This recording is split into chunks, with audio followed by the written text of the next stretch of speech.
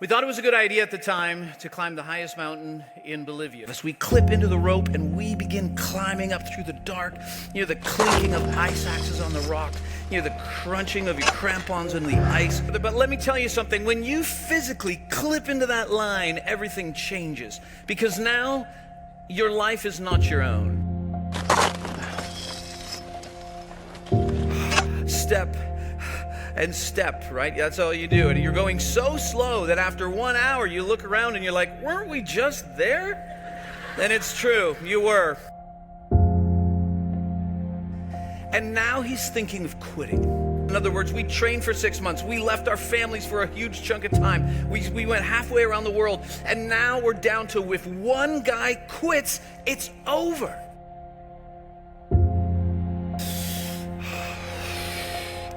I don't know if I can do this. Come on.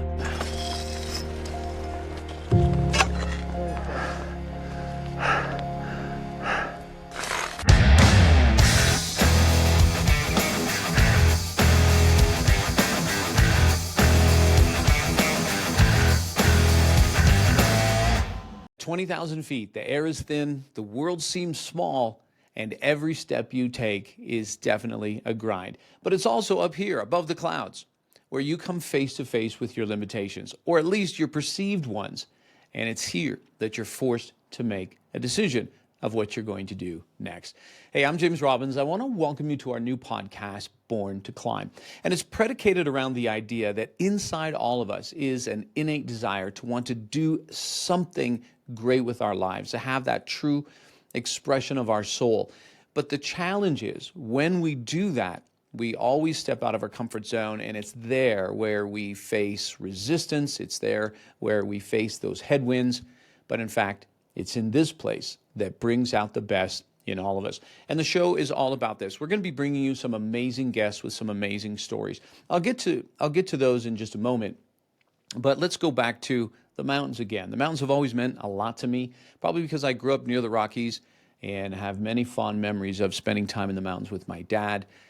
And somewhere around the 30s, I think I was around 33, I was having this moment in my life wrestling with my career and do I want to do this for the rest of my life? And it was then that I decided to go on a mountaineering expedition. So even though I'd climbed a lot of mountains in the Rockies, I wanted to do a high altitude climb. And so I signed up for an expedition down in Bolivia to climb Mount Sahama.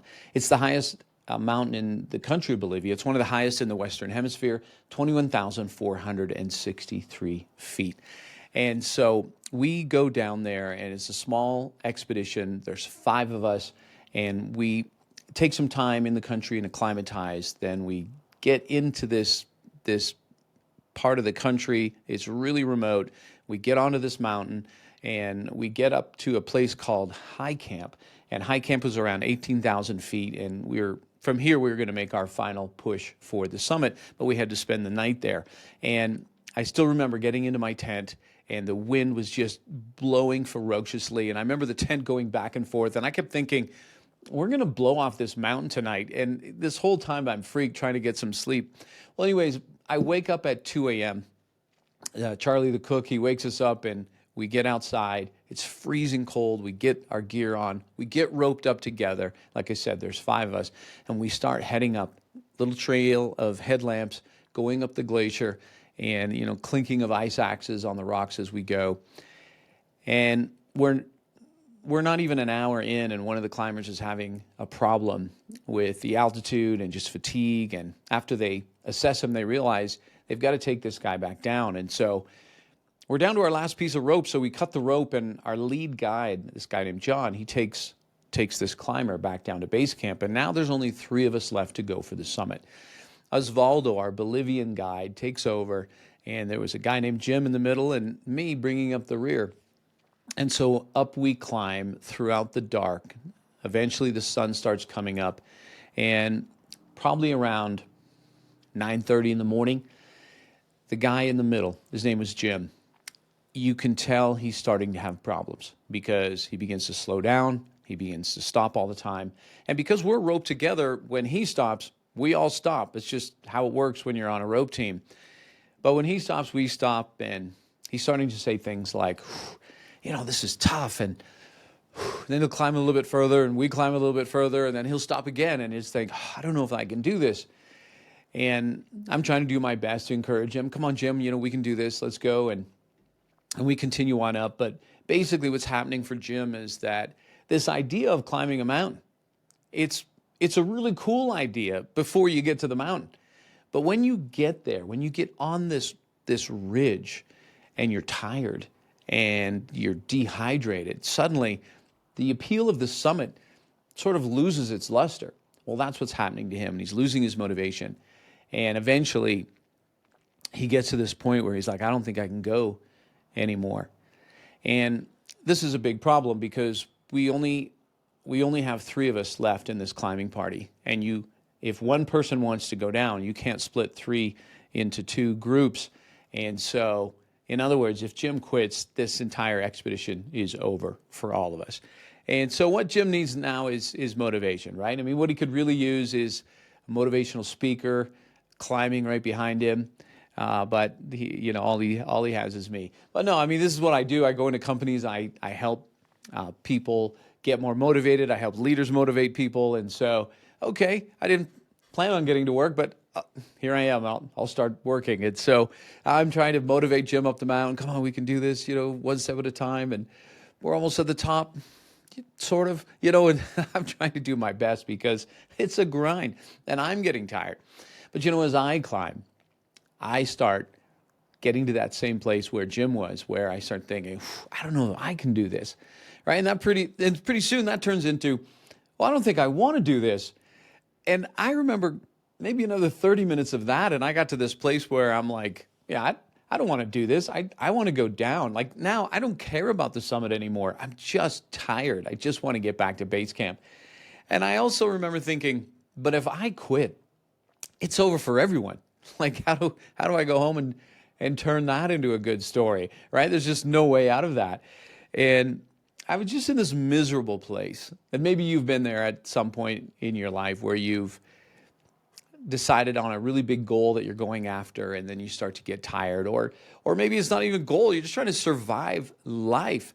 You got another child that appeared at your door that the stork brought, and then suddenly you're just that much more busy and work demands, and man, life can be tiring.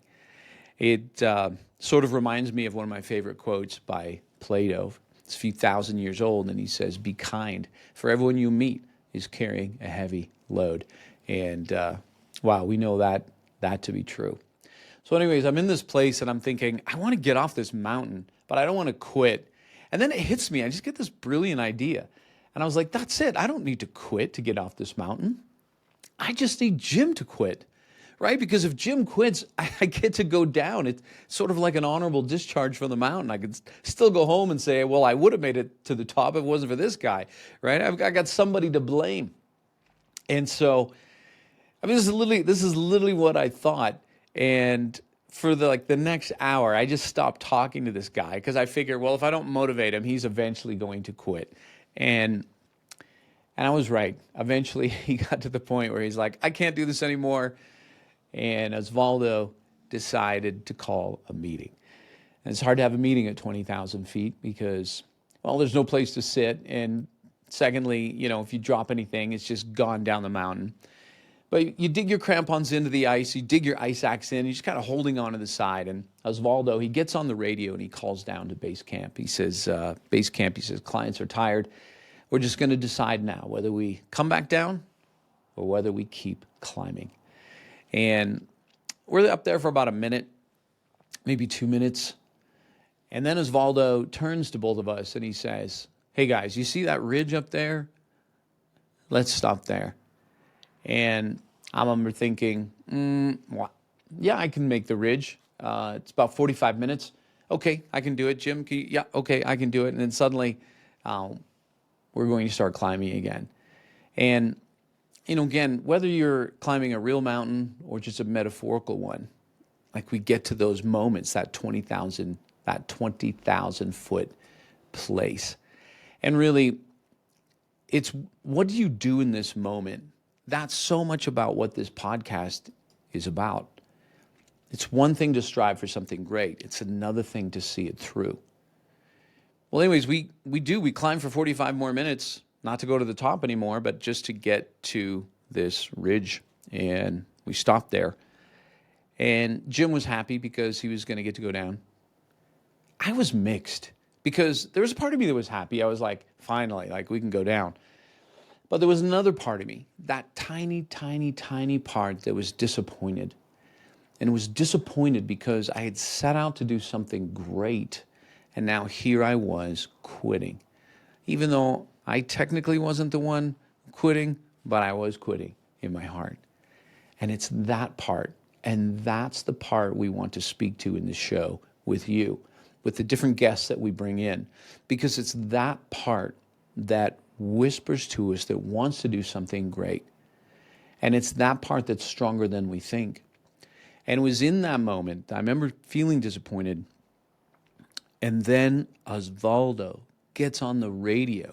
Now remember, we just came up to the ridge, well, I don't know, to get a better look or something, but now it was time to go down. And Osvaldo gets on the radio and he says, base camp, we're going to the summit. And Jim looks at him and, what did you just say? And Jim says, and Osvaldo says, we're going to the summit. It's just 1 more hour, una hora más, not much further.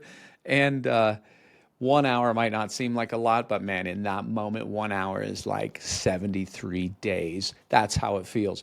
And Jim says, I can't go any further. You said we were stopping here. Like, I can't go further. And Osvaldo's like, okay, Jim. He says, well, you see that ridge up there? Let's stop there. And Jim says, no, because then you're just going to trick me because there's just going to be another ridge. And that was true. And so Jim says, listen, just stake me into the mountain, like anchor me into the ice, and then you two go up and then pick me up on the way back down. And I'll never forget it. Osvaldo said, no, Jim. He says, on the mountain, we're family. He says, we go up together and we go down together, but no one is left alone on the mountain. And I was thinking like, wow, great quote, but I had nothing to write it with then. I'm a little bit hypoxic now, starting to feel a bit dizzy. And of course, this whole time I'm like, don't listen to him. Don't listen to him. We need to go down. I didn't say that, but I was like sending those vibes. I would call them quitter vibes. I was sending quitter vibes, like, let's go down. And then Osvaldo says, you can do this. And Jim says, I'm so tired. I'm scared that if I go up, I might not make it back down. And that's a real concern in the mountains, especially at high altitude. And then Jim says, do you promise me that if you get me to the top, you will get me down? Which really was a question of, can I trust you with my life? And Osvaldo, without any fanfare, just said, yes, Jim, I'll get you down. And Jim said, well, okay then, let's climb.